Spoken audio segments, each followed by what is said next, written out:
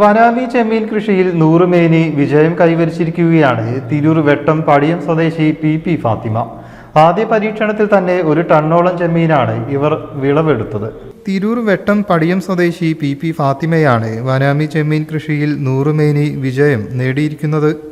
ആദ്യ പരീക്ഷണത്തിൽ തന്നെ 1 ടണ്ണോളം ചെമ്മീനാണ് ഇവർ വിളവെടുത്തത്. കൃത്യമായ ആസൂത്രണവും മനസ്സും ഉണ്ടെങ്കിൽ വീട്ടമ്മമാർക്ക് സ്വന്തം കാലിൽ നിൽക്കാൻ വനാമി ചെമ്മീൻ കൃഷിയിലൂടെ സാധിക്കുമെന്ന് ഇവർ തെളിയിക്കുകയാണ്.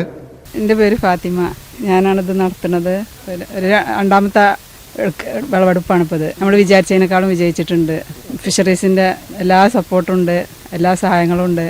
എന്തായാലും ഇനിയും മുന്നോട്ട് പോകും. ഞങ്ങൾ വനിതകൾക്ക് ചെയ്യാൻ പറ്റിയ നല്ലൊരു സംരംഭമാണ്. 2025 ഡിസംബറിൽ 60,000 വനാമി കുഞ്ഞുങ്ങളെയാണ് കുളത്തിൽ നിക്ഷേപിച്ചത്. 2026 ഏപ്രിൽ മാസം മുതൽ വിളവെടുപ്പും ആരംഭിച്ചു. ഫിഷറീസ് എക്സ്റ്റൻഷൻ ഓഫീസർമാരായ Shiji, Vaishakh, fisheries officer Anagha, aquaculture promoter Asmabi എന്നിവർ വിളവെടുപ്പ് ചടങ്ങിൽ സംബന്ധിച്ചു.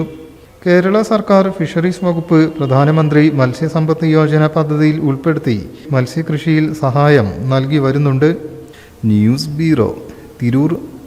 വീണ്ടും ഒരു മഹാ മിഡ് നൈറ്റ് സെയിലുമായി മയൂരി.